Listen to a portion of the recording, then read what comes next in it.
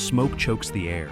Buildings once proud now skeletal remains. The thunder of artillery, a constant drumbeat of destruction. This is Berlin, April 1945, the heart of the Third Reich, now a city locked in its death throes. The air is thick with the stench of cordite and death. The streets littered with rubble and the bodies of soldiers and civilians alike. In the distance, the red glow of fires illuminates the night sky, casting long, grotesque shadows. The once bustling metropolis is now a labyrinth of destruction. The grand avenues and boulevards are choked with the detritus of war, shattered tanks, overturned cars, and the rubble of shattered buildings. The air is punctuated by the crackle of small arms fire and the distant roar of collapsing masonry. This is the soundtrack to the fall of Berlin, the final act of a global conflict, played out in the streets and homes of a city teetering on the brink of annihilation. Berlin, 1945, a city that had once stood as a beacon of power and ambition. More than just a city, it was a symbol of the might and terror of the Nazi regime, the heart of the Third Reich, the embodiment of Nazi power. It was here that Hitler's grandiose visions had taken root. Now, it was a prize fiercely contested, a place where history would be written in blood and fire. The city lay in ruins, a testament to the ferocity of the conflict. For the Allies, capturing Berlin meant more than just victory in Europe.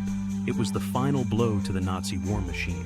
It was a matter of pride, of vengeance, of drawing a line under years of unimaginable suffering. The liberation of concentration camps had revealed the true horrors of the regime.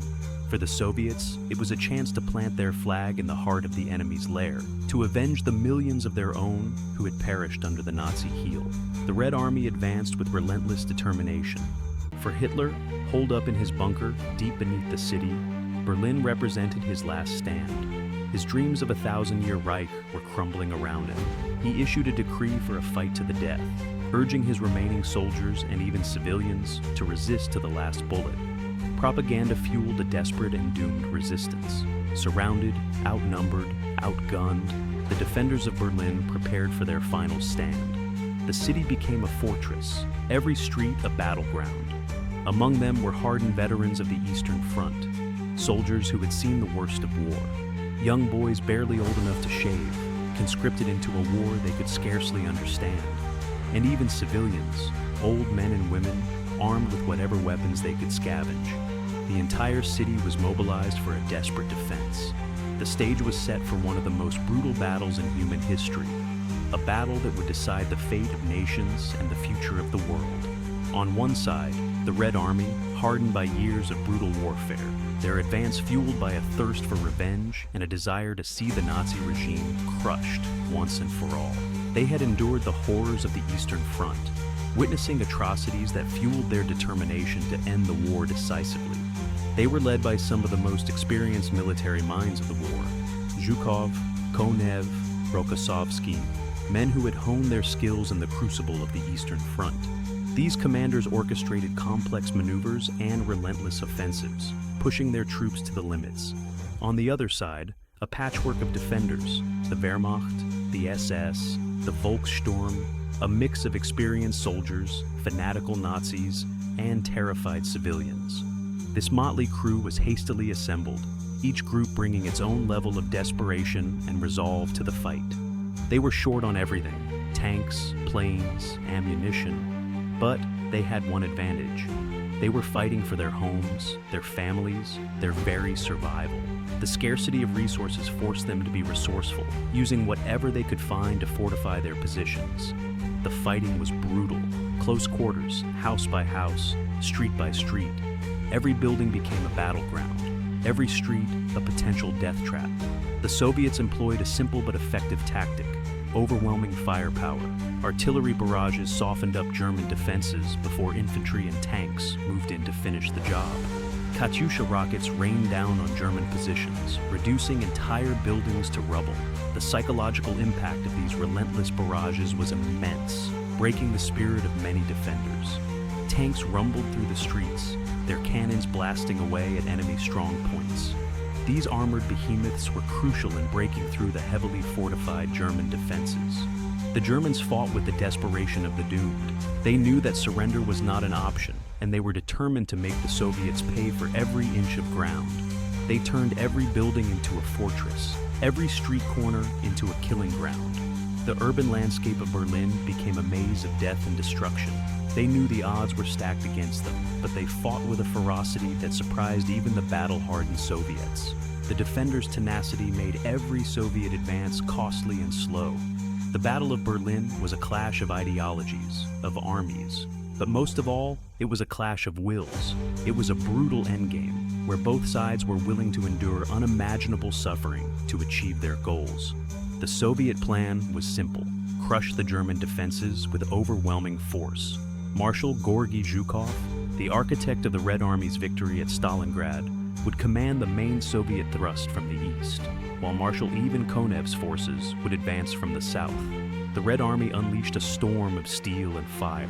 Thousands of artillery pieces pounded German positions, turning the city into a landscape of rubble and fire. Tanks and infantry surged forward, overwhelming the German defenders with sheer numbers. The Silo Heights, a natural defensive barrier east of Berlin, saw some of the fiercest fighting. The German Ninth Army, under the command of General Theodor Buch, put up a stubborn defense, but they were ultimately overwhelmed by the relentless Soviet assault. The fall of the Silo Heights opened the way for the final assault on Berlin. The Red Army advanced into the outskirts of the city, where they faced fierce resistance from German soldiers and civilians alike. Zhukov's hammer was falling, and nothing could stop it. The battle transformed Berlin into a nightmare landscape, a city once vibrant and full of life, now reduced to a haunting shadow of its former self. Buildings crumbled under the relentless bombardment, their skeletal remains standing as silent witnesses to the devastation. Fires raged out of control, turning the night sky into a hellish orange glow, a constant reminder of the chaos that had engulfed the city. The streets, once teeming with life, were now littered with rubble, the wreckage of war, and the bodies of the dead. The echoes of laughter and daily life were replaced by the eerie silence of destruction.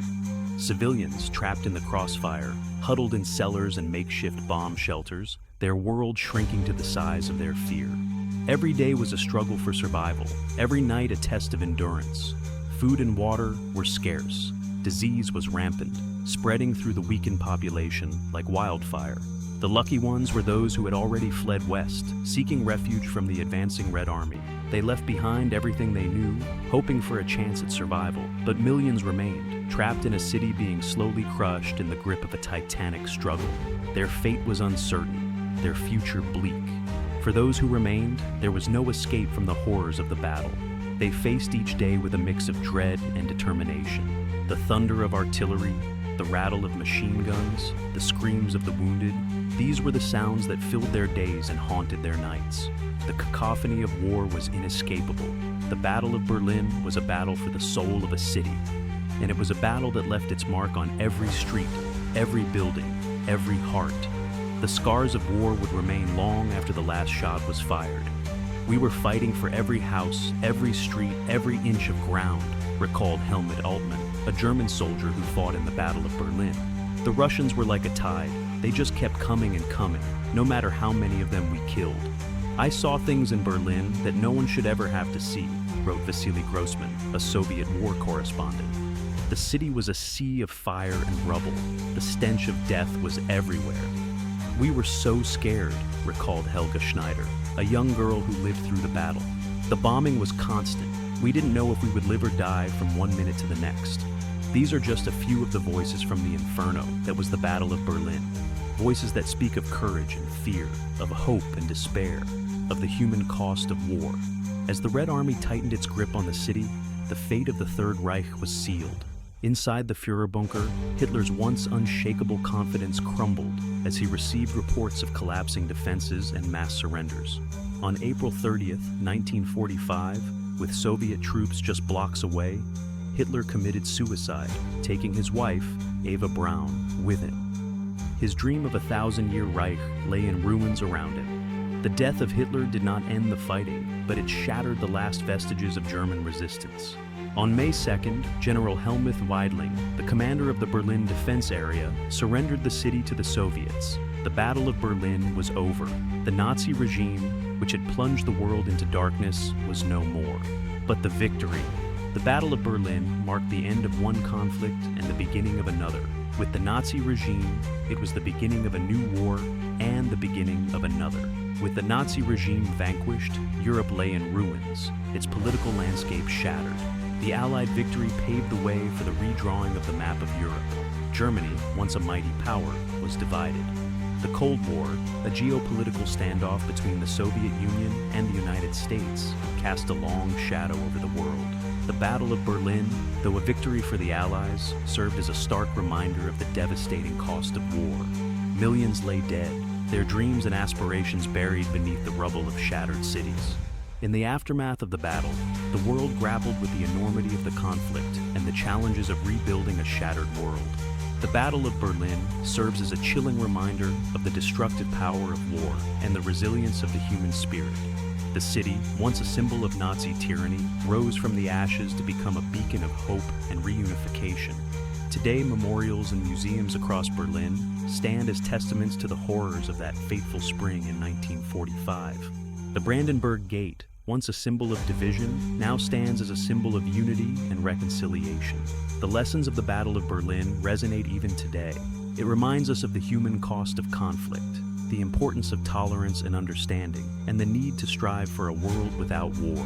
The memory of the battle, etched in stone and etched in the hearts of those who lived through it, serves as a powerful reminder that the fight for peace and freedom is a battle that must be waged every single day. Thank you for watching.